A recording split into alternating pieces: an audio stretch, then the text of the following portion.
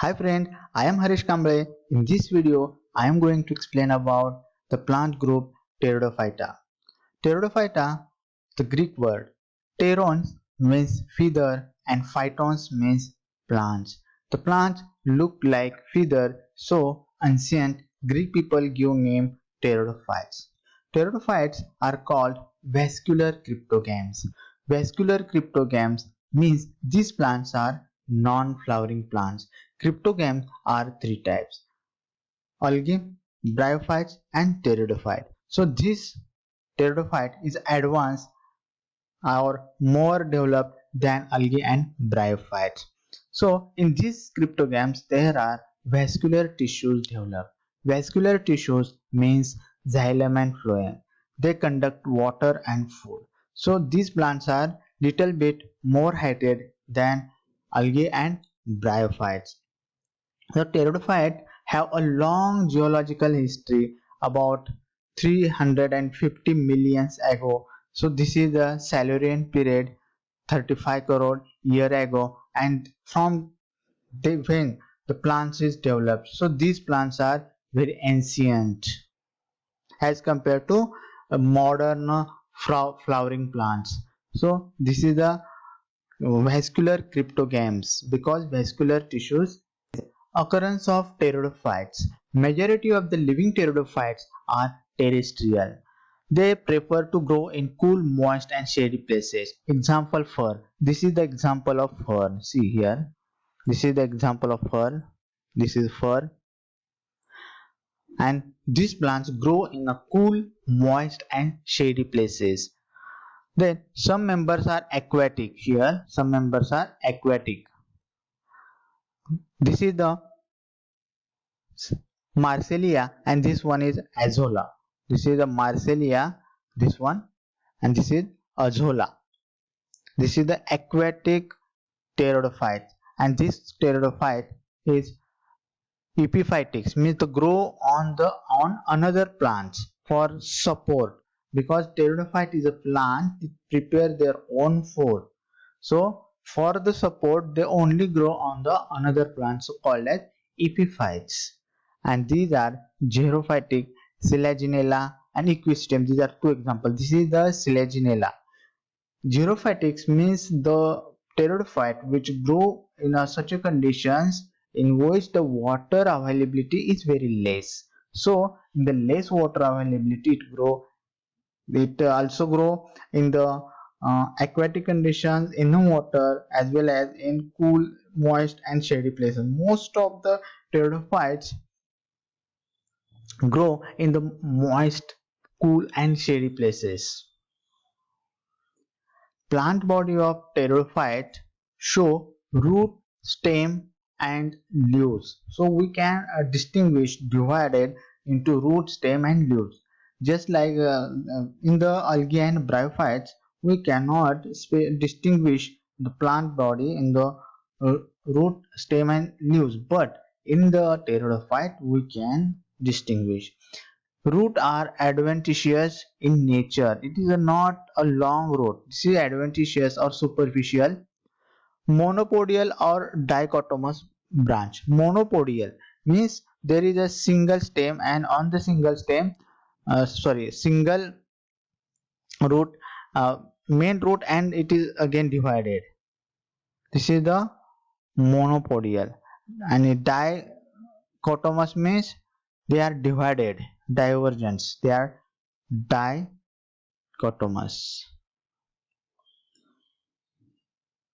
Dichotomous means divided. Monopodial means they are not divided. Stem is usually branched. Branching is monopodial and dichotomous.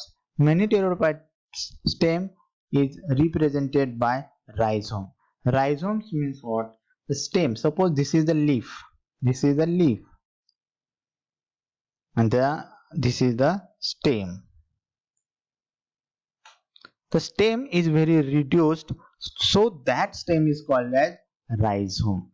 So in the fern, the stem is reduced, so this stem is called as rhizome. And the roots develop from the rhizome. The roots is developed. Leaves may be small, thin, scaly, microphylus, and large pinnatory compound megaphylus. Example, Dipteris and Edentums. So this is the small leaves, and these are the large compound leaves. It is called as feather-like structure in the fern. Frond. It is also called as frond.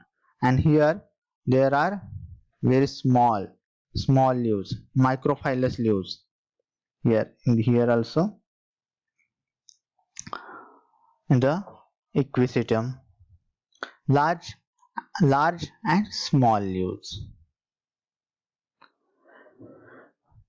Vascular tissue is present in the stem and root. It consists of xylem and phloem. Xylem consists of tracheids only and phloem has only sieve tubes. So this is the important character of pteridophyte, that vascular tissues is present. In the other cryptogams, vascular tissues are absent. So pteridophyte is differentiated from algae and bryophyte in the manner of vascular tissue. Vascular tissues are two types, xylem and phloem. In the xylem, there are tracheids presence, or in the angiosperm, flowering and fruiting plant, there are vessels also present. So there are difference between angiosperm and pteridophyte is in the pteridophyte there are tracheids presence, and in the phloem there are sieve tubes present. The stele is protostele.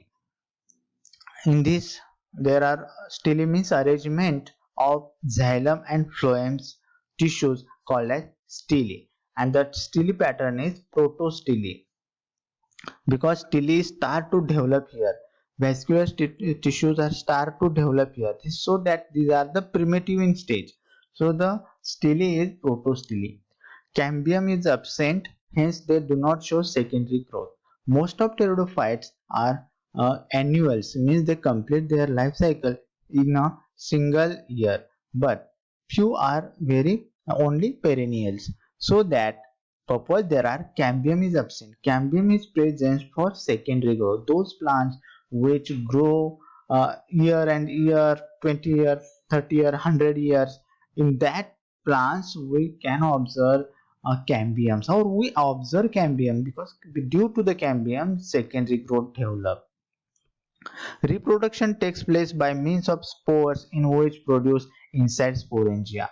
So the reproduction, because these are non-flowering plants, flowers and fruits are absent in these plants, so these plants produce spores for reproductions, and the spore producing organ is called as sporangia, and these sporangia develop on the plants, especially on the leaves, but in some plants, in some pteridophyte they can grow on stem also. So spore producing organ is called as sporangia. These are sporangia. Here spore producing organ, these are the sporangia on the leaves. Sporangia means spores producing organ. These sporangia may be born either on the stem or leaves. On the stem they may be terminal, example Rhinia, or lateral, example Lycopodium.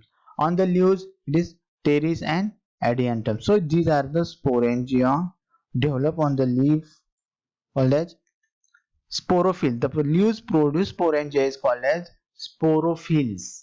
Sporangia producing leaves are sporophyll. Example, these are the example of Pteris, the fern. And in some pteridophyte, they born at the end. Example, see here Equisetum. They produce cone-like structure.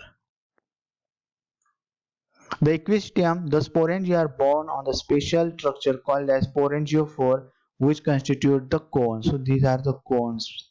In the cone, the sporangia develop, and in the sporangia, there are spores produced. And here sporangia develop on the leaf. So the sporangia, spores can be produced by the leaf or stem. And in the Marsilia, Azolla, Salvinia, sporangia are produced in sporocarp. Pteridophyte also show gametophytic and sporophytic generations, but in the sporophyte there are sporophytic generations is dominant over gametophytic generations. In the gametes are two types. One is homosporous and heterosporous. Gametes means gametophytes means the stage of pteridophyte which produce the gametes called as gametophyte, and the gametophyte is also called as prothallus. When the spore is germinate, then there is a formation of prothallus, and on the prothallus there are development of archegonium female sex organ and antheridia male sex organs. Antheridia and archegonia develop on the same prothallus. So suppose these are the prothallus, this structure is called as prothallus, and on this prothallus there are two archegonia at the center and antheridia at the peripheral regions develop. So on a same prothallus there are two archegonia and antheridia develop. They are called as homosporous, same monoecious prothallus, and heterosporous means homosporous means there are only single type of spores develop from which the prothallus develop, and prothallus is monoecious means they produce both antheridia and archegonia on a single prothallus, while heterosporous means dioecious. Here there are different prothallus develop, there are separate archegonium develop separate and antheria develop separate. They are called as dioecious prothallus, and these after fertilizations antheridia produce such a type of anthrazoids. Before fertilization antheridia produce such a type of anthrazoids. These are unicellular, biflagellate and or multiflagellate. These are the anthrazoid. They are biflagellate. These are the flagella. See, flagella. These are cells, single cell. They are developed in the antheridia, and with the help of water, they move from antheridia to archegonia, and fertilization takes place. And from these gametophyte, sporophyte develop. So sporophyte is dominant and long-lived, while these gametophyte is also called as prothallus is short-lived, and they are very small, up to few millimeter in length, and sporophyte is very heighted. In the length of sporophyte is in the feet foot, or we can say that in some centimeters, 100 centimeters up to, but these are very small in the millimeter. The plant body of sporophyte is divided into sporophytic, these are the sporophyte, and these are the gametophyte. So these are the gametophyte. So gametophytic plants life is very short, and sporophytic plants life is long. Sporophytic plants is dominant means they are more long lived. These are short lived. They are very small, and these produce gametes, so it is called as gametophyte. And 3D archegonia, they produce spores called as sporophyte. Thank you.